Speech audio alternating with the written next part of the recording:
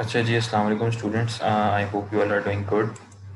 ज़रा मुझे कोई स्टूडेंट जो है वो एक्नॉलेज कर दें कि मेरी आवाज़ आप लोगों को आ रही है। चैट में बता दें आप। यस सर आज। अच्छा, आज आप लोगों की लैब नंबर 3 है, सही है।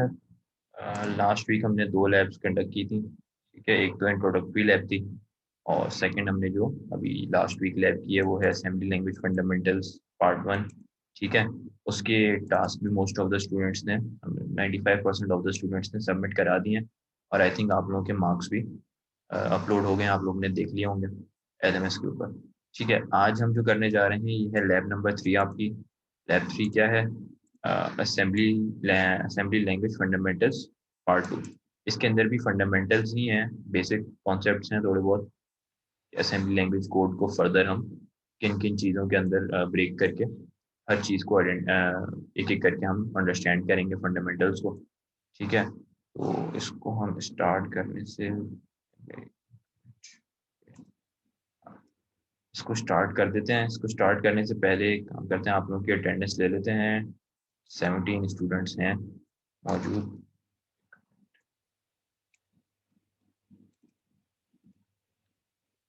ताकि अटेंडेंस जो है वो हो जाए, उसके बाद फिर हम उसको कंटिन्यू करें।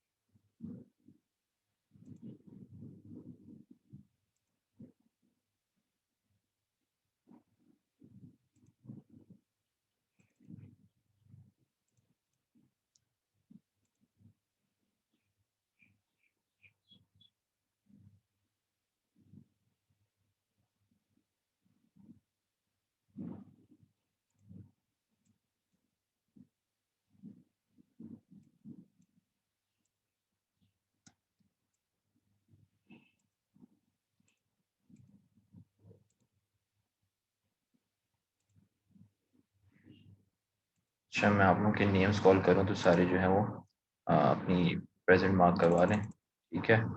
आज आपकी लैब नंबर 3 है। सही जी। Arish Aslam, present sir. ठीक है। Asim Rizwan,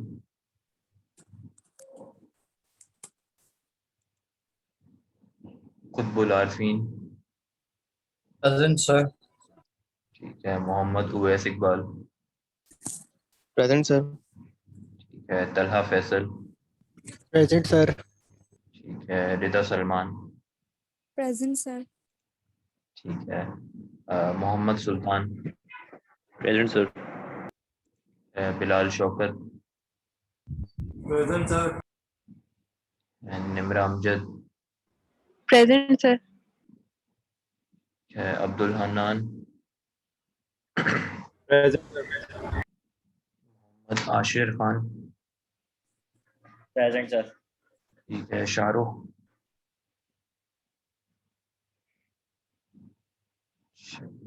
Mohammad Hadi Khan, present sir. Mohammad Nomer, present sir. Shamirul Haq, present sir. Samir ul है हक। अली मोहम्मद, असद तारिक, प्रेजेंट। है असफन तारिक, प्रेजेंट सर। ठीक है। Mohammad Ehsan, present sir. ठीक है। सही है, इसका मतलब 2 ही एब्सेंट है। Shit, save कर लेते हैं। Shit.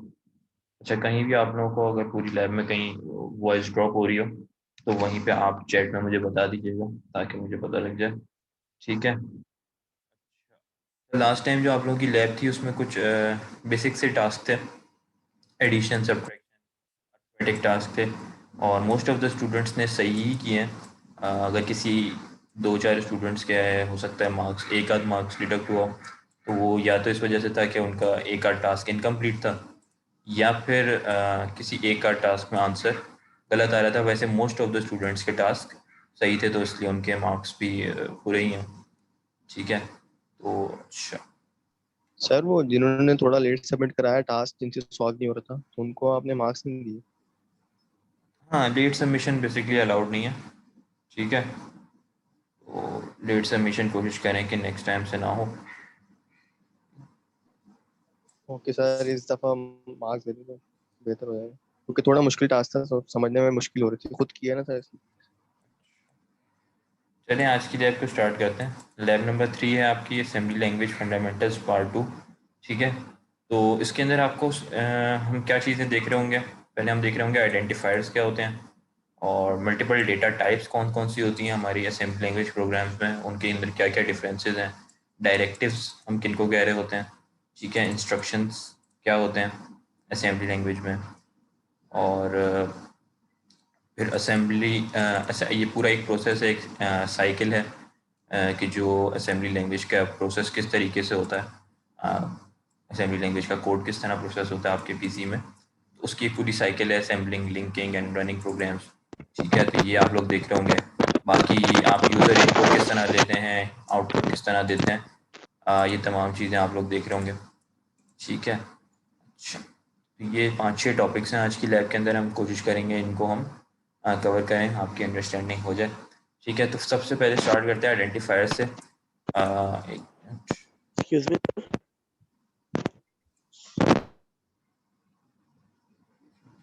अच्छा, अगर कोई लेट ज्वाइन हुआ है तो वो अभी क्लास ले ले खामोशी से। ठीक है, और अटेंडेंस वगैरह की जो भी बात है वो एंड में करेंगे। ठीक है, अच्छा, आइडेंटिफायर्स बेसिकली क्या होते हैं, जैसे आप लोग ने लास्ट लाइन में रजिस्टर्स का कॉन्सेप्ट पढ़ा था कि आप रजिस्टर्स के अंदर अपना डेटा को स्टोर कर रहे होते हैं। ठीक है, मल्टीपल आपके पास टाइप ऑफ डेटा होता है, और आप उनको स्टोर कर रहे होते हैं बेसिकली। और आपके पास जितनी भी रजिस्टर्स हैं सबके डिफरेंट साइजेस थे, ये हमने लास्ट टाइम पढ़ा था, आप लोगों को याद होगा। यहाँ पर डिफरेंट रजिस्टर्स के डिफरेंट साइजेस थे, और उनके प्री डिफाइंड साइजेस थे, और उनके नेम्स थे। ठीक है, तो आप उसके अंदर डाटा स्टोर कर रहे थे। अब आप अगर चाहें कि आप अपने ही एक वेरिएबल बना लें या रजिस्टर बना लें कि जिसके अंदर आप कोई ना कोई डाटा स्टोर कर सकें, ठीक है, उसमें कोई लिमिटेशन ना, तो उसके लिए आपके पास क्या तरीका है, उसमें आपके पास आइडेंटिफायर्स का तरीका है। आप एक वेरिएबल क्रिएट कर सकते हैं अपने नेम से, या अपने किसी भी नेम से। अब वो किस तरह करते हैं, या उन वेरिएबल्स को क्या कह रहे होते हैं, उनको आइडेंटिफायर्स कहते हैं। अब प्रोग्रामर्स चॉइस नेम, ठीक है। अच्छा, उसके अंदर उसकी क्या क्या खासियत हैं। खासियत ये है कि आप उसको 1 से 247 जितने करेक्टर्स आपके कीबोर्ड में हैं उनको यूज़ करते बना सकते हैं। जैसे आप किसी और भी प्रोग्रामिंग लैंग्वेज में एक वेरिएबल बनाते हैं या कंटेनर बनाते हैं जिसमें आप डाटा को स्टोर कर रहे होते हैं, जिसमें जैसे वेरिएबल 1 var1 आप लिखते हैं, या किसी भी नेम से आप कोई बना रहे होते हैं, ABC, आप कोई भी ऐसा नेम चूज़ कर लेते हैं जिसको आप जिसकी मदद से आप उस वेरिएबल को कॉल कर सकें। ठीक है, तो वो जो वेरिएबल आप क्रिएट करेंगे वो 1 से 247 करेक्टर्स के बीच में हो सकता है, इंक्लूडिंग डिजिट्स। ठीक है, केस सेंसिटिव नहीं होता, आप कैपिटल में भी उसमें लिख सकते हैं, स्मॉल से भी लिख सकते हैं। ठीक है, first character must be a letter. अब ये इसमें एक चॉइस है कि आपके फर्स्ट कैरेक्टर जो है वो लेटर होना चाहिए। फिर आप उसमें अंडरस्कोर यूज़ कर सकते हैं, ऐड, क्वेश्चन मार्क, डॉलर। ठीक है, और आइडेंटिफायर्स जो है वो बस आपने ये चीज़ याद रखनी है कि असेंबली लैंग्वेज के जो रिजर्व्ड कीवर्ड्स हैं, या फिर लाइब्रेरीज़ के अंदर जो इरवाइन की लाइब्रेरी के अंदर जो रिजर्व्ड कीवर्ड यूज़ हुए हैं, फंक्शंस के नेम यूज़ हुए हैं, उनको आप एज अ आइडेंटिफायर नहीं, जैसे कि मूव है, ऐड है, ठीक है, कॉल है, इस तरह के आप नेम्स आइडेंटिफायर को नहीं दे सकते। कुछ एग्जांपल्स आपके मैनुअल में गिवन है किस तरह के आप नेम दे सकते हैं, जैसे कि ये var1 काउंट, जिसमें C कैपिटल है, स्मॉल भी रख सकते हैं, आपके ऊपर है। Dollar first, underscore main, max, open file, ठीक है, एक्स। तो इस तरीके के तमाम आप इसमें ज़्यादातर प्रोग्रामिंग लैंग्वेजेस में रिस्ट्रिक्शंस होती हैं, पाइथन में काफ़ी होती हैं और C# में भी, लेकिन इसके अंदर एज सच इतनी रिस्ट्रिक्शंस नहीं है। आप हर तरह का नेम क्रिएट कर सकते हैं, आइडेंटिफायर क्रिएट कर सकते हैं, बस वो आपके असेंबली के जो रिजर्व वर्ड्स हैं उनसे रिजेंबल नहीं करना चाहिए। ठीक है, फर्स्ट चीज़ तो ये आ गई आपके पास। अच्छा, सेकंड आपके पास क्या है, जब आप एक वेरिएबल क्रिएट करेंगे या आइडेंटिफायर क्रिएट करेंगे तो जाहिर है उसमें कोई ना कोई डाटा जाएगा, डाटा स्टोर होगा, तो उस डाटा की कोई डाटा टाइप होगी। जैसे आप लोग डाटा टाइप से ये मुराद है कि आप उसके अंदर कोई, जैसे आप ऊपर हम ये इसमें कर रहे थे रजिस्टर्स के अंदर कि EAX हमारे पास रजिस्टर है तो वो 32 बिट का हमारे पास उस डेटा स्टोर करता है। ठीक है, या फिर हमारे पास AX है तो वो हमारे पास 16 बिट का डेटा स्टोर करता है, AHAL है तो वो 8 बिट का। तो अब यहाँ पर भी तो हमें डिफाइन करना पड़ेगा कि हमारे इसकी डेटा टाइप क्या है, यानी कि इसमें आप कितना डेटा स्टोर कर सकते हैं। ठीक है, तो इस टॉपिक का क्या नाम है, defining data and intrinsic data types. अब इसको हम आगे चल के कोड भी करके देखेंगे कि डेटा टाइप्स मल्टीपल क्या हैं। अभी इनिशियली आपको ये सिर्फ कॉन्सेप्ट बता रहे हैं ताकि फिर आगे जाके आप अपने वेरिएबल्स और वो क्रिएट कर सकें। ठीक है, तो बेसिक डेटा टाइप्स आपको जो गिवन है वो है आइदर बाइट और एस बाइट आप यूज़ कर सकते हैं, यानी कि आपने वेरिएबल 1 अगर क्रिएट करना है तो इसकी डेटा टाइप भी आपको डिफाइन करनी होगी, जिससे पता लगेगा कि इसका साइज़ क्या है। ठीक है, इस वेरिएबल 1 का तो आप आइदर बाइट टाइप का कर सकते हैं या फिर एस बाइट, जैसे आप डिफरेंट प्रोग्रामिंग लैंग्वेजेस में अलग अलग डेटा टाइप्स देते हैं, यहाँ पर भी दे सकते हैं। बाइट और एस बाइट जो है वो 8 बिट का होगा। अब इसके अंदर बाइट जो है, ठीक है, वो आपके पास क्या है, अनसाइंड, और एस बाइट क्या है, ये है साइंड।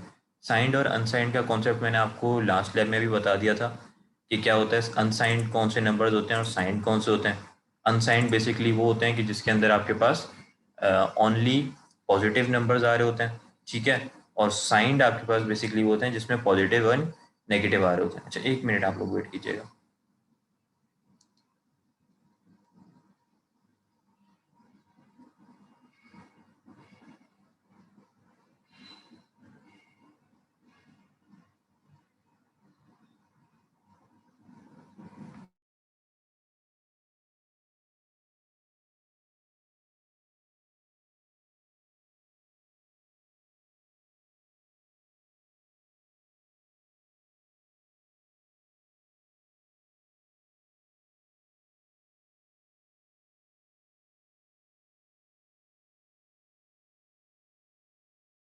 अच्छा, हम डिस्कस कर रहे थे कि हमारे पास बाइट्स और एस बाइट जो है वो आ सकते हैं।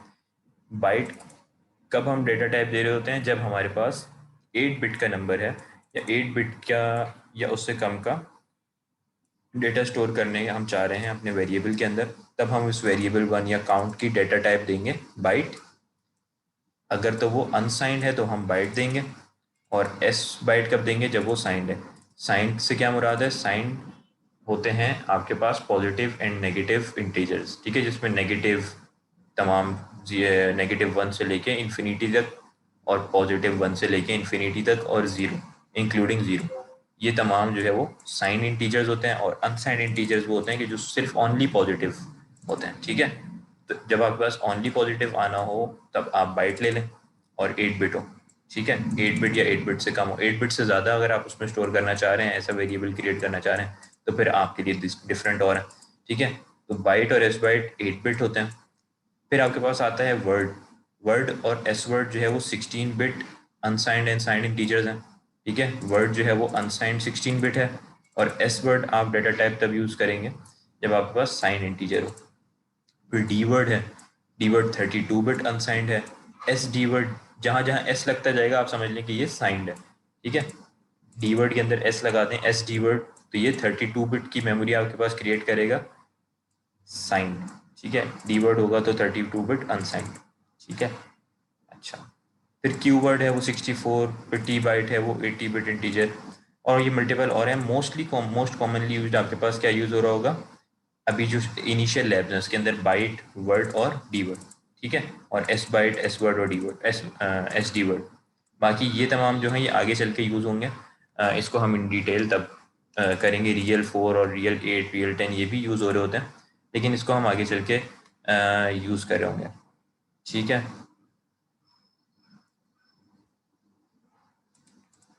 अच्छा, हाँ, असल में ये रियल वाले जो जितने भी हैं ना, ये हमारे पास रियल 4, रियल 8, रियल 10, ये फ्लोटिंग पॉइंट स्टैक्स के अंदर यूज़ हो रहे होते हैं। ये हमारे पास लैब नंबर 9 और या फिर 10 है आई थिंक, जहाँ तक मुझे 9 है आई थिंक, उसके अंदर हम यूज़ करेंगे। वहाँ आपको जाके ये चीज़ का खुद ही अंदाज़ा हो जाएगा कि इसमें पॉजिटिव और नेगेटिव का कॉन्सेप्ट ही चेंज हो जाता है। ये हम आगे चल के डिस्कस करेंगे। अभी आप इसको यहाँ तक समझें कि बाइट वर्ड और डी वर्ड को आपने ज़रूरी याद रखना है कि डेटा टाइप्स बाइट, वर्ड और डी वर्ड, ठीक है।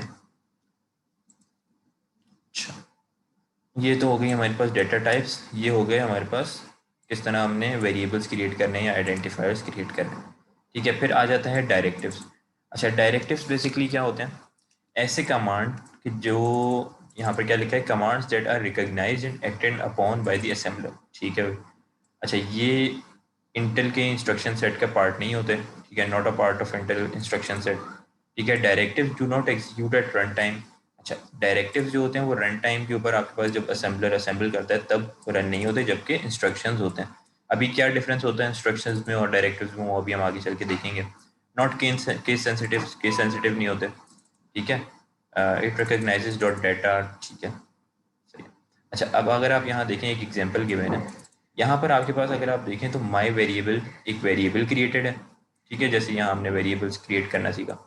एक डेटा टाइप गिवन है, क्या है वो? डी वर्ड, यानी कि कितने बिट होगा?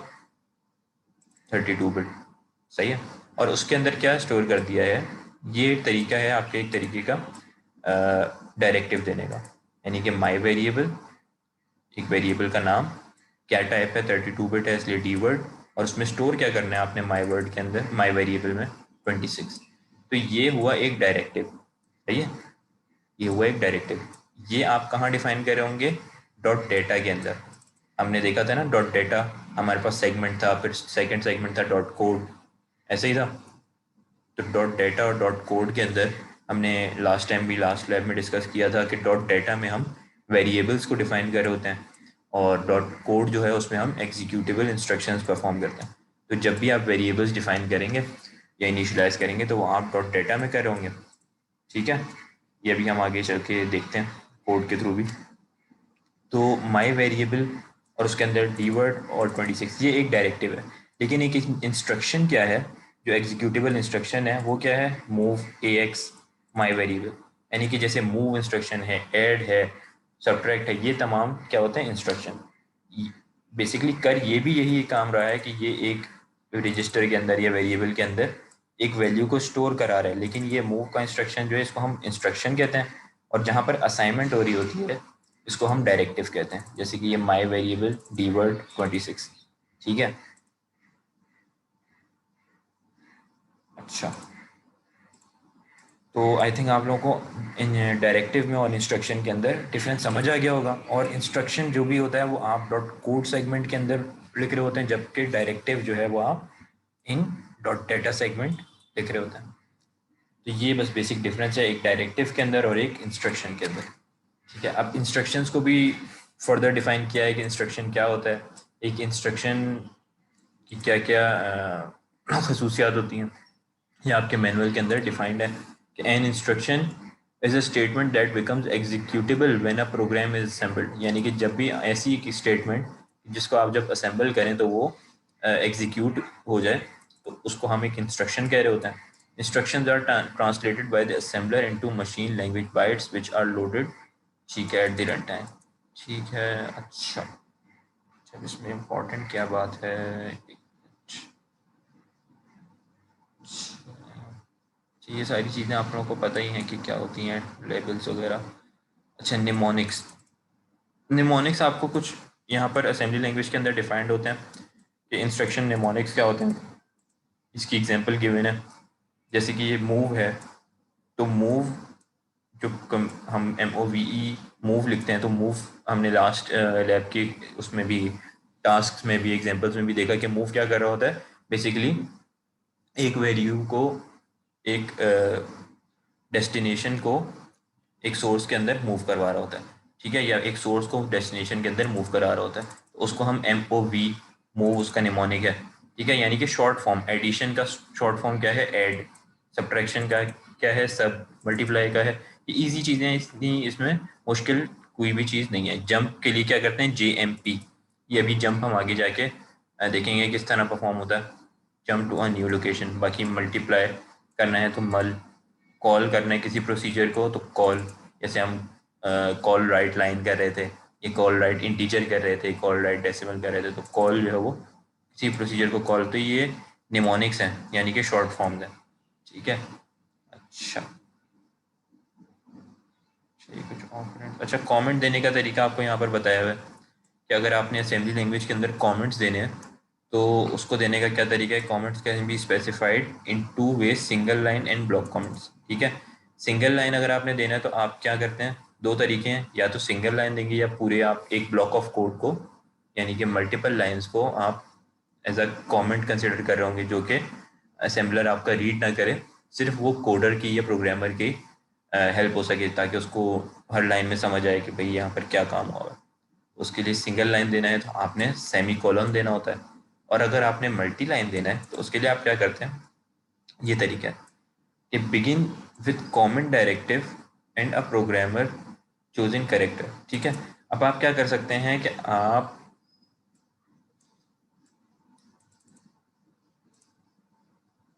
इस तरीके से कमेंट लिखें, COMMENT कमेंट। ठीक है, और उसके आगे आइदर आप क्वेश्चन मार्क लगा दें, आइदर आप एक्सक्लेमेटरी मार्क लगा दें, आइदर आप एंड परसेंट जो होती है एंड लगा दें, तो वहां से कमेंट स्टार्ट हो जाएगा। और एंड कहाँ पर होगा? जहां जितनी लाइन आपने कमेंट कर दी उसके आगे अगर आपने कमेंट एक्सक्लेमेशन मार्क यहाँ से स्टार्ट किया, उसके बाद नीचे कमेंट करें कोई भी चीज़, लाइन को कमेंट हो गई, और उसके बाद एक्सक्लेमेशन मार्क जहाँ पर आप लास्ट एंडिंग लगाएंगे वहाँ पर आपका कमेंट एंड हो जाएगा। अगर आपने लिखा है कमेंट और एंड परसेंट, और उसके बाद मल्टीपल लाइंस नीचे जितनी भी कोड की आ रही हैं वो आ जाएं, और जहाँ पर आपने उस कमेंट को एंड करना है वहाँ पर एंड परसेंट। ठीक है, या क्वेश्चन मार्क है तो अभी इसको हम देखते हैं एग्जाम्पल करके भी। सपोज मेरे पास कोड,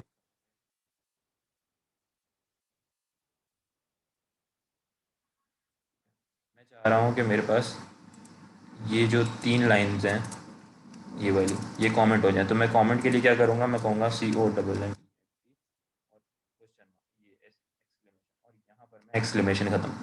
तो ये तमाम चीज़ें एग्जीक्यूट होंगी और ये नीचे की एग्जीक्यूट होंगी, लेकिन यहाँ से लेकर यहाँ तक एग्जीक्यूट नहीं होगा। ठीक है, या फिर मैं यहाँ पर क्वेश्चन मार्क भी लगा सकता हूँ, या फिर मैं यहाँ पर एंड परसेंट भी लगा सकता हूँ। यहाँ पर भी जो मुझे स्टार्टिंग में मैं लगाऊंगा वही मुझे एंडिंग में भी लगाना पड़ेगा। तो ये मल्टी लाइन कमेंट देने का तरीका है। तो ये 3 लाइंस जो हैं ये कमेंट हो जाएंगी। ठीक है, अच्छा,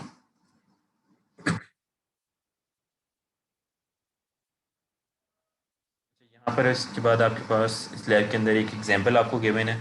इसमें क्या हो रहा है? एडिंग 3 इंटीजर्स, 3 इंटीजर्स हैं वो ऐड हो रहे हैं। आप लोगों को लास्ट टाइम भी आप देख चुके हैं किस तरीके से एडिशन वगैरह परफॉर्म होती हैं। चलें एक दफ़ा इसको फिर देख लेते हैं ताकि आपका रिविजन भी हो जाए। ठीक है,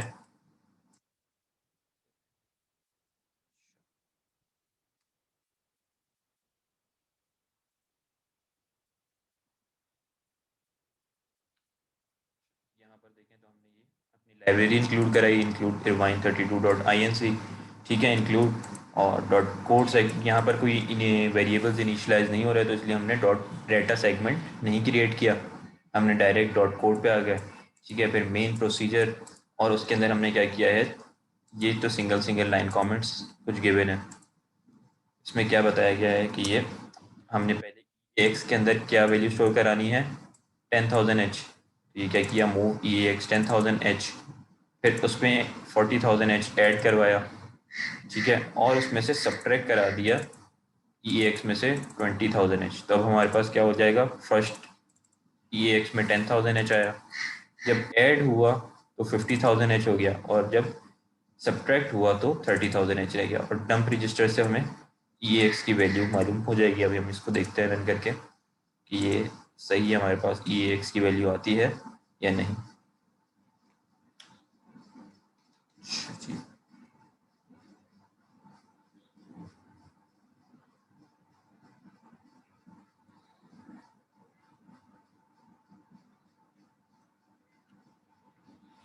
बिल्कुल सही है ये 30,000 की जो हमारे पास वैल्यू है ई एक्स के अंदर आ गई।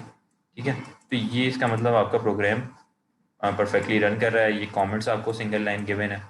ठीक सर है, ये डम रजिस्टर क्या काम कर रहा है?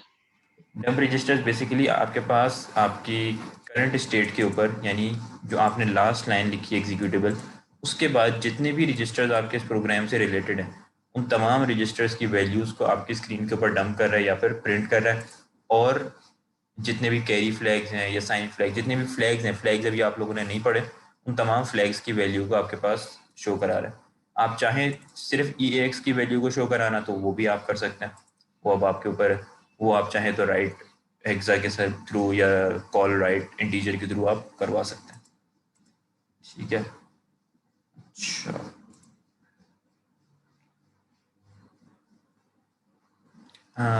असद शेख कह रहे हैं पावर लेना बता दें। अच्छा असद, मुझे लग रहा है आपने जो है ना आज की जो लैब है इसके टास्क देख लिए हैं तभी आप पूछ रहे हैं। चले मैं ये भी बता दूंगा, कोई उसमें टेंशन नहीं है। अच्छा, कि पावर किस तरीके से लेते हैं। अच्छा, अब इसके बाद हमारे पास असेंबली लैंग्वेज के अंदर क्या चीज़ गिवन है कि हमारा किस तरीके से असेंबली लैंग्वेज का प्रोग्राम रन हो रहा होता है। Assembling, linking and running a program, उसमें फर्स्ट क्या चीज़ गिवन है, the assemble link execute cycle है। वो किस तरह वर्क कर रही होती है? वो वर्क कर रही होती है इस तरह की, the following diagram describe the steps from creating a source program through executing the compiled program. ठीक है, if the source code is modified step 2 and 3 2 through 4 must be repeated। अच्छा, अब यहाँ पर देखें तो हमारे पास क्या होता है, बेसिकली एक सोर्स फाइल क्रिएट होती है या टेक्स्ट फाइल होती है जो कि हमारी ये फाइल है जिसमें हमने कोड लिखा है। ठीक है, ये कोड हमने लिखा है, ये एक, हम चाहें तो माइक्रोसॉफ्ट विजुअल स्टूडियो में कर रहे हैं या जिस भी आईडी में कर रहे हैं, तो ये हमारे पास एक सोर्स फाइल होती है या टेक्स्ट एडिटर होता है। ठीक है, ये जब हम रन विदाउट डिबगिंग करते हैं तो हमारे पास क्या होता है, असेंबलर असेंबल करता है उस फाइल को, उसके तमाम जितने भी फंक्शंस हैं उनको असेंबल करता है, एक ऑब्जेक्ट फाइल क्रिएट करता है। ठीक है, उस ऑब्जेक्ट फाइल के अंदर क्या होता है, एक लिंक लाइब्रेरी है जो हमने लाइब्रेरी लिंक करवाई हुई है ये। ठीक है, तो ये लाइब्रेरी इसके ऊपर आती है, इसके तमाम इंस्ट्रक्शंस को इंटरप्रेट करती है। ठीक है, और लिंकर के थ्रू एग्जीक्यूटेबल एक फाइल क्रिएट करती है कि जो हमारी जो हमारी एक, हमने अगर ये इंस्ट्रक्शन लिखा है किसके अंदर, असेंबली के अंदर। ठीक है, तो असेंबली से वो किस पे अंदर कन्वर्ट करती है, वो मशीन लैंग्वेज के अंदर कन्वर्ट करती है। ठीक है, यानी एक एग्जीक्यूटेबल फाइल क्रिएट करती है जो कि हमारा हार्डवेयर समझता है। हमारा हार्डवेयर तो 1-0 की ज़ुबान समझता है, तो उस 1-0 की ज़ुबान में या बाइनरी के अंदर उसको कन्वर्ट करती है। ठीक है, एग्जीक्यूटेबल फाइल क्रिएट करती है, और ये किस तरह होती है, ये एक मैपिंग फाइल के थ्रू होती है। ठीक है, और फिर उसको ऑपरेटिंग सिस्टम जो हमारा है, जो कंप्यूटर का ऑपरेटिंग सिस्टम है, वो लोड करता है ओएस लोडर के थ्रू, और एक आउटपुट हमारे पास जनरेट होता है एग्जीक्यूशन के बाद। तो ये एक पूरी साइकिल है, ये परफॉर्म होती है। ये बेसिकली इतने एग्जाम के पर्सपेक्टिव से इंपॉर्टेंट नहीं है, लेकिन आप लोगों को पता होनी चाहिए कि ये किस तरह से काम कर रही होती है। जब भी आप असेंबली लैंग्वेज का कोड लिखते हैं तो किस तरीके से आपका वो परफॉर्म होता है। ठीक है, अच्छा, बाकी ये इसी की तमाम डिटेल्स जो अभी आपको मैंने बताई हैं ये यहाँ पर बताई हुई है कि लिस्टिंग फाइल क्या होती है, मैप फाइल क्या होती है। ठीक है, तो इसको आप चाहें तो पढ़ सकते हैं। वैसे अगर आप देखेंगे तो लैब के पर्सपेक्टिव से इतनी भी इम्पोर्टेंट नहीं है, बस ये कॉन्सेप्ट आपको पता होना चाहिए कि हम सोर्स फाइल के बाद क्या होता है, वो एक ऑब्जेक्ट फाइल क्रिएट होती है असेंबलर के थ्रू, जब असेंबल करते हैं फाइल को। फिर लिंकर के थ्रू एक एग्जीक्यूटेबल फाइल कंप्यूटर के लिए क्रिएट होती है जो हमारे हार्डवेयर समझता है, और वो हार्डवेयर जो है मैप फाइल के थ्रू उसको परफॉर्म करके उसके अंदर जो भी इंस्ट्रक्शन हैं वो रिटर्न करता है ओएस लोडर के थ्रू हमारे पास वापस आउटपुट। ठीक है, तो ये एक साइकिल है, ये चलती रहती है, असेंबल लिंक एग्जीक्यूट साइकिल कहते हैं इसको। ठीक है, अच्छा, अब इम्पॉर्टेंट चीज़ क्या है, इम्पॉर्टेंट चीज़ ये है कि आपको इस लैब के अंदर छठी चीज़ क्या बताई गई है कि आपने यूज़र से इनपुट किस तरह लेना है। ठीक है, user input in assembly language. तो यहाँ पर some Irvine predefined function आपको गिवन है, और वो क्या है, there are many predefined function Irvine gives us but we use functions as per requirement. ठीक है, अच्छा अब यहाँ पर आपको क्या गिवन है, call right integer, call right binary, call right decimal, call right hexa. यानी अगर आपने EAX रजिस्टर की कोई भी वैल्यू, ये हमने शायद लास्ट लैब में भी पढ़ा था, EAX रजिस्टर के अंदर अगर हमारे पास कोई भी वैल्यू स्टोर्ड है, जैसे यहाँ पर, उसको हमने राइट कराना है। सपोज मेरे पास ये गिवन है 100, ठीक है, और मैं इसको रिमूव कर देता हूँ, ठीक है, और मैं यहाँ पे कहता हूँ कॉल राइट, तो क्या होगा, ये 100 जो वैल्यू EAX में स्टोर्ड है, ये मेरे पास आउटपुट स्क्रीन पर आ जाएगी। मैं यहाँ कर देता हूँ कॉल, CRLF से लाइन ब्रेक हो जाएगी, और आप देखेंगे ये EAX में जो भी वैल्यू है वो आउटपुट स्क्रीन पर आ जाएगी। ये आ गया +100, ठीक है। ये अगर होता 200 तो हमारे पास आउटपुट आ जाता 200। तो राइट इंटीजर, अब ये हमारे पास इंटीजर वैल्यू है तो हम राइट इंटीजर लिख रहे हैं, हेक्साडेसिमल वैल्यू होती तो राइट हेक्स लिखते, डेसिमल वैल्यू है तो राइट डेसिमल, ठीक है। अच्छा, बाइनरी वैल्यू होती 10 में तो हम राइट बाइनरी कर देते हैं। तो ये तो हो गया आउटपुट स्क्रीन पर EAX वैल्यू की रजिस्टर की वैल्यू को शो कराने का तरीका, ठीक है। अब इनपुट लेने का क्या तरीका है। अब आपने एक बात याद रखनी, आपके किसी वेरिएबल में कोई चीज़ स्टोर्ड है, किसी और उसके अंदर स्टोर्ड है, उस तमाम को अगर आपने आउटपुट स्क्रीन पर शो करवाना है, उसके लिए आपको पहले उसको एक्यूमुलेटर रजिस्टर के अंदर स्टोर कराना लाजमी है, तभी वो आप आउटपुट स्क्रीन पर उसको शो करवा सकते हैं। यानी उसको EAX रजिस्टर में आपने स्टोर कराना है, ठीक है। फिर आपके पास क्या आता है, अगर आपने यूज़र से इनपुट लेना है, यानी आप चाह रहे हैं कि यूज़र कोई इनपुट दे, तो वो आप किस तरह लेंगे, वो आप लेंगे कॉल, जैसे यहाँ पर राइट था वैसे आप रीड कर दें, कॉल रीड इंटीजर। अगर यूज़र ने डेसिमल देना है तो आप कर दें रीड डेसिमल। अगर आप बाइनरी में वैल्यू लेना चाह रहे हैं तो रीड बाइनरी, रीड हेक्सा। अब ये रीड इंटीजर करेंगे तो यूज़र ने सपोज 50 दे दिया इनपुट और प्रेस कर दिया ओके, आपके पास वो 50 कहाँ जाकर स्टोर होगा, वो ऑटोमेटिकली EAX रजिस्टर में स्टोर हो जाएगा। This function is used to take user input and pass the user input into EAX register by default. ये बाय डिफॉल्ट EAX के अंदर ही इनपुट लेता है। अब उस EAX से आप चाहें तो किसी वेरिएबल में उसको सेव करा लें, जिसमें भी चाहे आउटपुट 1 नाम का एक वेरिएबल क्रिएट कर लेंगे, जिस भी नाम से उस वेरिएबल के अंदर आप उसको स्टोर करवा लें, ठीक है। अच्छा, अब एक हम एग्जांपल करते हैं जिसके अंदर हम यूज़र इनपुट भी ले लेते हैं, और यहाँ देखें आपके पास एक एग्जांपल गिवन है, take user input and display. उसमें सिर्फ क्या हो रहा है कि यूज़र से इनपुट लिया जा रहा है और उसको डिस्प्ले कराया जा रहा है, हम ताकि चेक कर सकें कि रीड इंटीजर काम कर भी रहा है या नहीं कर रहा। इसलिए ये एग्जांपल हम करके देख लेते हैं, ठीक है।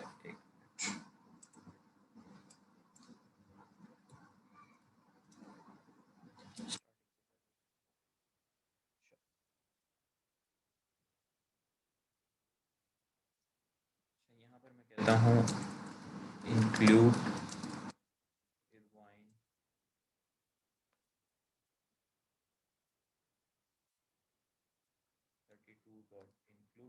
ठीक है। फिर मैं कह देता हूँ डॉट डाटा, ठीक है। डॉट डाटा सेगमेंट के अंदर हम क्या करते हैं, 2 वेरिएबल क्रिएट कर देते हैं, ठीक है।